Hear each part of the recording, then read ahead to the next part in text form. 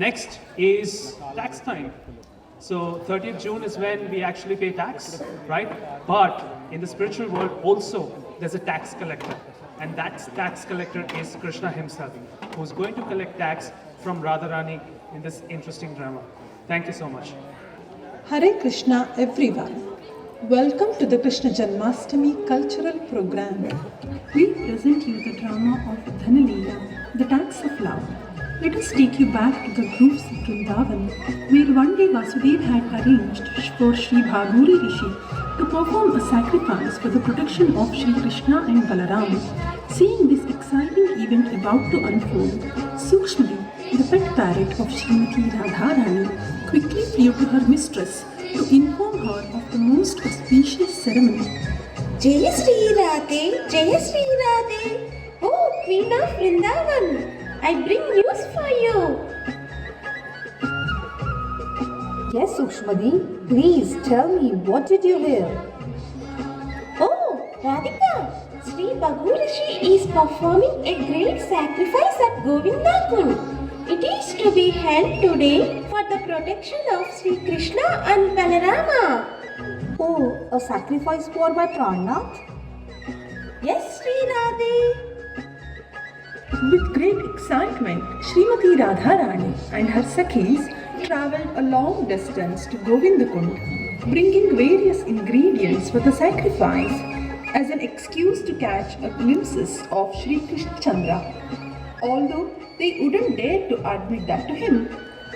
Little did the gopis know, Krishna's pet parrot, Vichakshana, was also reporting to his master. Jai Sri Krishna, Jai Sri Krishna, I bring news for you, my lord, news of Sri Radha.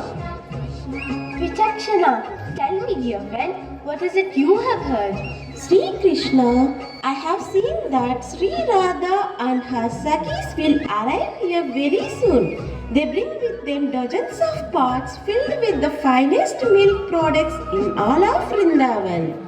They are making their way to Govindakund as we speak and are traveling very quickly. Go quickly, Sri Krishna. Go quickly. This is wonderful news. Thank you, Vichakshana. Sakhas, quickly. The king's tax patrol requires our urgent attention.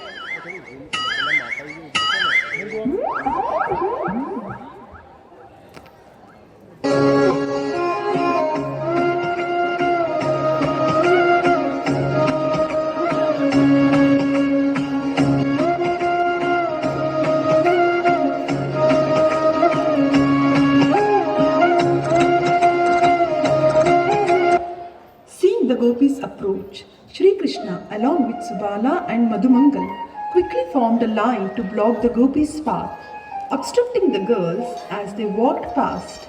They planned to forcibly demand a tax from the gopis. I wonder if they will be successful. Lalita, look who's standing in our path up ahead. How can we go through this way? Shri Hari will surely block the road and cause some problem or other. Maybe we should go another way around? But Radhike, we don't have time to go any other way. The sun is high and we have already travelled so far. I'll go first. Then you just see what this so-called tax collector and his friends will do.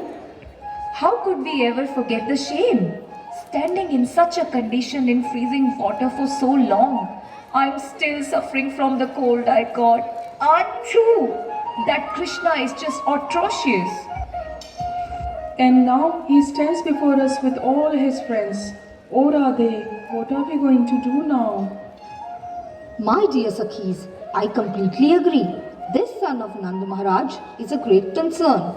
But what Lalita says is also true. There is no other way and the sacrifice will start soon. Let's just walk through this band of ruffians as boldly as we can. Gopis bravely started to walk forwards, carrying their milk products with them. As they approached Krishna, standing enchantingly in his threefold bending form, they tried hard not to look at him, or should I say the chief tax collector. I don't think they have noticed us yet. Keep going, Sakhis. Shh! They haven't seen us, but Krishna has the spies. We need to keep walking quickly and quietly. And whatever you do, no one is to make any eye contact. Excuse me, may I ask who goes there? And where are you planning on going with such abhorrent looking loads? All those pots will need to be thoroughly checked. Isn't that right, my dear Chief Tax Collector? Yes, Subala, that is correct indeed. Official duty calls. Don't look in his lotus eyes. Don't look at his lotus face. Oh no, I'm looking at his lotus feet. Stop right there. We need to inspect these pots immediately. What are you carrying? Oh Govinda, exactly the same thing we carry every day. Milk, yogurt and butter. Only this time we are taking everything to Bhagu Rishi for his sacrifice. For his sacrifice that is about to start.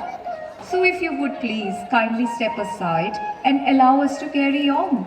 We have important business to attend at Govind Kund. My rabdi and sandesh won't keep forever, you know. Rabdi, sandesh, milk, yogurt, butter and ghee. Just quickly pay the tax to my belly, or I mean to the chief tax collector, and then you can move straight on. And what tax would this be? We have never paid any tax before. Oh Lalite, how have you become so proud? Didn't you just hear Madhumangal? You are standing in front of the Chief Tax Collector. The faster you pay your tax, the faster you can leave. How rude! These Sakis are becoming my friends. Oh Sakis, as you should all know, I am Vrindeshwara, the ruler of the kingdom Vrindavan. The beautiful Vrinde standing right here is my lawfully wedded wife, and the property of the wife is also the property of the husband. Vrindavan is the kingdom of Vrinda Devi. So therefore, it's now the kingdom of Vrindavaneshwara as well. You all have to pay tax. I will happily pass on any offerings you would like to give to the Lord of Vrindavan. Oh really? Well, we have never heard anything about this. Have we, Sakhis? Let us simply ask Vrinda herself right now. Oh Vrinde, is this dark and handsome youth your husband? Never. I have absolutely no relation with this lying debauchee. Previously this was my kingdom, but I have given it all to Vrindavaneshwari, Srimati Radhika.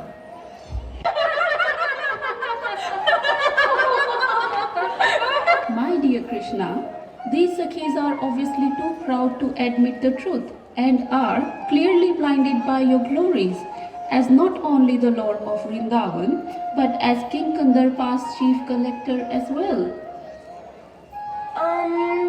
Yes, Madhu. Thank you. That's right. So in any case, I am standing here as the official tax collector of King Kandarpa as well. Oh Krishna, whatever you come up with next. Keep walking, Sakhis. Now, I must ask you to stop in the name of Kandarpa Raja, as you are too proud to acknowledge me.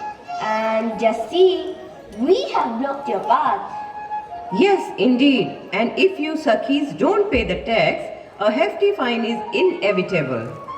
Oh Kanha, you know so many clever words. We are just helpless girls. What can we possibly say to escape your trickery? You think we are bypassing the orders of King Kandarpa Raja? But wherever is that King Kandarpa lives, he only has the power there, not here in Vrindavan. This forest belongs to Queen Radhika, and we Sakhis are her servants. Oh Vrinde, Kandarpa Raja has claim over everyone, yet all you Sakhis avoid paying tax and wander all over the forest in such an uncontrolled manner. This is exactly why King Kamadeva has become angry. And this is another reason why the road has been blocked. Officially blocked. What can your king do to us? Just see, standing right here before us in Vrindavaneshwari, we know the power of your Kandarpa Raja very well. And you, dear Krishna, are simply his servant. Go, Krishna, run to your master and tell him you have seen the Queen of Vrindavan walking here. Wait, I know very well that you would like to see me punished by the king. But listen, Sakhis, I am telling the truth. You cannot escape me in any way. No tricks will work. Oh, Murari, what tax do you want? Lalite, what are you hiding? You will all have to pay a tax for this material to begin with.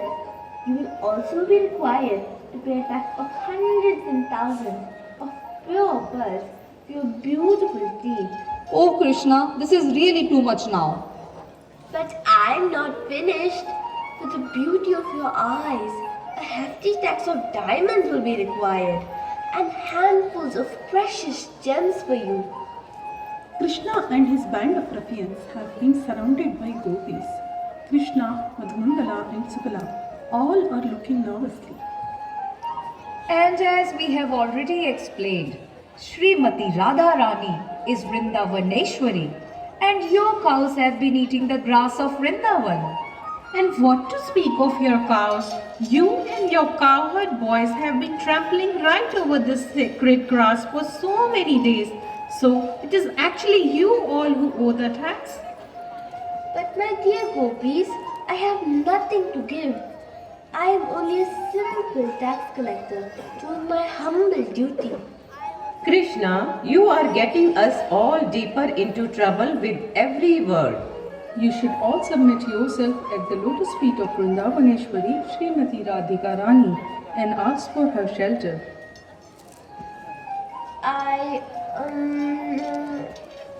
Or another option is we could simply ask Yashoda Maiya or Jatila Maiya to come and judge this situation for themselves. Krishna, I feel so scared. I won't be able to eat my lunch. Please surrender quickly so we can leave. Krishna, don't let us get caught by Jatila and Yashoda Maiya. Finish this quickly before we are really in trouble. Was anything else you wanted to say, Govinda? Oh no, there's nothing left for me to say. You have stolen everything from me, Vrindavaneshwari. I am forever a servant at your divine lotus feet. Finally, the most feared tax collector accepted defeat, bowing down in the dust of Praja and begging forgiveness from his beloved Radhika. Sri Krishna Chandra accepted Radharani to be Vrindavaneshwari, the queen of Vrindavan, and forever the queen of his heart.